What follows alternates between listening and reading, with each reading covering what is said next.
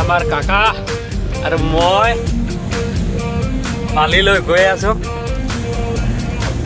এইফালে চাওক আজাৰ কেনেকৈ ৰাস্তাত বেয়াও লাগিছে কেতিয়াবা হৈ গৈছে।